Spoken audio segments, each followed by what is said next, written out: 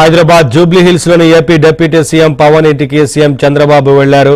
Viral fever తో బాధపడుతున్న పవన్ ను చంద్రబాబు పరామర్శించారు. ప్రస్తుత రాజకీయ పరిణామాలపైన చంద్రబాబు పవన్ మధ్య చర్చ జరిగే అవకాశం ఉంది. అప్డేట్స్ మా కరెస్పాండెంట్ నరేష్ అక్కడి నుంచి లైవ్ ద్వారా అందిస్తారు. నరేష్, ఈ భేటీలో పలు అంశాలకు సంబంధించి తాజా రాజకీయ పరిణామాలకు సంబంధించి కూడా చర్చించే అవకాశం ఉంది కదా, ఏంటి అప్డేట్స్? మొత్తానికి ఆంధ్రప్రదేశ్ రాజకీయాలు హైదరాబాద్కు చేరాయి. ఆంధ్రప్రదేశ్ ముఖ్యమంత్రి కొన్ని నిమిషాల క్రితమే డిప్యూటీ సీఎం మాదాపూర్లోని పవన్ కళ్యాణ్ నివాసానికి చంద్రబాబు నాయుడు కొన్ని నిమిషాల క్రితం చేరుకున్నారు. ముఖ్యంగా పవన్ కళ్యాణ్ గత 5 రోజులుగా వైరల్ ఫీవర్తో బాధపడుతున్నారు. నిన్నటి వరకు కూడా ఆయన అమరావతిలో ఉన్నారు. గడిచిన 4-5 రోజులుగా ఏపీ అసెంబ్లీ సమావేశాలు కూడా పవన్ కళ్యాణ్ దూరంగా ఉన్నారు. ఈ నేపథ్యంలోనే నిన్న ఆయన అమరావతి నుంచి హైదరాబాద్ చేరుకున్న పవన్ కళ్యాణ్ ఆయన నివాసంలోనే వైద్య పరీక్షలు చేసుకుంటున్నారు. వైద్య పరీక్షలు నిర్వహించుకుంటున్నారు. ఇందులో భాగంగానే చంద్రబాబు నాయుడు ఈ రోజు ముఖ్యమంత్రి డిప్యూటీ సీఎంను పరామర్శించేదానికి వచ్చారు. ఆయన ఆరోగ్య పరిస్థితి కూడా అడిగి తెలిసిన అవకాశం ఉంది. ఎందుకంటే ముందే ఆయన ట్విట్టర్లో కూడా పవన్ కళ్యాణ్ త్వరగా కోలుకుని ప్రజాసేవలో నిమగ్నం కావాలని కూడా ఆకాంక్షించారు. వాస్తవానికి ఇదిలా ఉంటే ఖచ్చితంగా ఇద్దరు రాజకీయ నాయకులు కూటమిలోని ముఖ్య నాయకులు కాబట్టి ఖచ్చితంగా రాజకీయ అంశాలు ఖచ్చితంగా చర్చకు వచ్చే అవకాశం కనిపిస్తుంది. ఇద్దరు రాజకీయ నాయకులు కలుసుకున్నప్పుడు సహజంగానే రాజకీయాలు చర్చకు వస్తాయి కాబట్టి ఖచ్చితంగా ఆంధ్రప్రదేశ్లో జరుగుతున్న తాజా రాజకీయ పరిణామాలు కూడా ఇద్దరి మధ్య కూడా ఖచ్చితంగా చర్చకు వచ్చే అవకాశం కనిపిస్తుంది.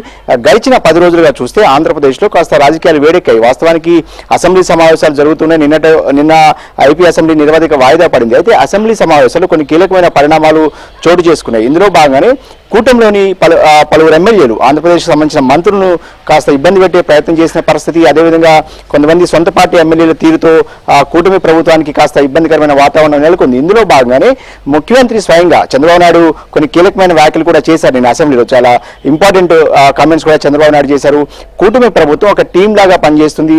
ఆంధ్రప్రదేశ్ అభివృద్ధి కోసం సంక్షేమ పథకాలు అమలు చేయడం ఒకవైపు అయితే ఆంధ్రప్రదేశ్ అభివృద్ధి అదేవిధంగా అమరావతి అభివృద్ధి కోసం కూటమి ప్రభుత్వం ఒక టీం లాగా పనిచేస్తే కొంతమంది ఎమ్మెల్యేలు సొంత అజెండాతో అసెంబ్లీకి వచ్చి వాళ్ళ సొంత అజెండాను ఇక్కడ అమలు చేస్తే ఊరుకునేది లేదంటూ కూడా ఒక రకంగా సొంత ఎమ్మెల్యేలకు ముఖ్యమంత్రి హోదాలో చంద్రబాబు నాయుడు వార్నింగ్ కూడా ఇచ్చిన పరిస్థితి. ఈ నేపథ్యంలోనే ఖచ్చితంగా ఈ అన్ని అంశాలు కూడా ఖచ్చితంగా చర్చకు వచ్చే అవకాశం కనిపిస్తుంది. వాస్తవానికి 1-2 అంశాలను మనం ప్రస్తావించాల్సి ఉంటుంది. అమరావతి రైతులకు సంబంధించిన ఎపిసోడ్ను బీజేపీ ఎమ్మెల్యే సుజనా చౌదరి సభలోనే ప్రశ్నించారు. అదేవిధంగా సీనియర్ మోస్ట్ ఎమ్మెల్యేగా ఉన్న గోరంట్ల బుచ్చే చౌదరి మంత్రి నాదెండ్ల మనోహర్ను ఉద్దేశించి కొన్ని వ్యాఖ్యలు కూడా చేసిన పరిస్థితి అసెంబ్లీలో. వీళ్ళంతా కూడా కూటమిలోని నాయకులు, కూటమిలో మంత్రులు, అదేవిధంగా కూటమిలో భాగస్వామ్యంగా ఉన్న మంత్రులు, అదేవిధంగా హిందూపూర్ ఎమ్మెల్యే ఉన్న నందమూరి బాలకృష్ణ కూడా సినిమాకు సంబంధించిన వ్యవహారం సభలో చర్చకు వచ్చినప్పుడు చిరంజీవి పేరుని కూడా ప్రస్తావించడంతో కాస్త రాజకీయాలు వేడెక్కాయి. ఆ తర్వాత దాని మీద చిరంజీవి కూడా ఒక ప్రెస్ నోట్ కూడా రిలీజ్ చేశారు. అప్పటి నుంచి కూడా కాస్త ఈ అంశాలన్నీ కూడా ఆంధ్రప్రదేశ్లో చర్చనాంశంగా మారాయి. కూటమి ప్రభుత్వం ఒక టీం వర్క్ చేస్తుంది. ఖచ్చితంగా ఆంధ్రప్రదేశ్ రాష్ట్ర అభివృద్ధికి అటు ప్రధానమంత్రి మోదీ పూర్తి సహాయ సహకారాలు అందిస్తారు. చంద్రబాబు నాయుడు విజన్ అదేవిధంగా ఆయనకున్న అనుభవంతో రాష్ట్రాన్ని ముందుకు తీసుకెళ్లే ప్రయత్నం చేస్తున్నారంటూ కూడా ప్రయత్నం చేస్తుంటే కొంతమంది ఎమ్మెల్యేలు అసెంబ్లీలో తమ సొంత అజెండాను అమలు చేస్తారంటూ కూడా విమర్శలు వినిపిస్తున్న పరిస్థితి. ఇదే అంశాన్ని ముఖ్యమంత్రి చంద్రబాబు నాయుడు కూడా సాక్షాత్తు సభలోనే ప్రస్తావించి ఒక రకంగా ఎమ్మెల్యేలు కూడా వార్నింగ్ ఇచ్చారు. సో ఇవన్నీ అంశాలు కూడా ఖచ్చితంగా కూటమి నాయకుల మధ్య అటు చంద్రబాబు నాయుడు బీజేపీ, అటు టీడీపీ, బీజేపీ, జనసేన భాగస్వామిగా ఉన్న కూటమి ప్రభుత్వం ప్రస్తుతం ఆంధ్రప్రదేశ్లో నడుస్తుంది. 15 నెలలు కూడా పూర్తి చేసుకుంది. సో ఈ 15 నెలల్లో అమలు చేసిన సంక్షేమ పథకాలు కావచ్చు, రేపు మాపు దసరా రోజు ఆటో డ్రైవర్లకు 15,000 రూపాయలు కూడా ఎవరైతే ఆటో కార్మికులకు ఇస్తామని చెప్పి హామీని కూడా అమలు చేయబోతుంది. గత ఏదైతే వినాయక చవితి రోజు ఫ్రీ బస్సును కూడా ఫ్రీ బస్ అంటే ఆడవాళ్లకు మహిళలకు ఉచిత బస్ ప్రయాణాన్ని కూడా కూటమి ప్రభుత్వం అమలు చేస్తుంది.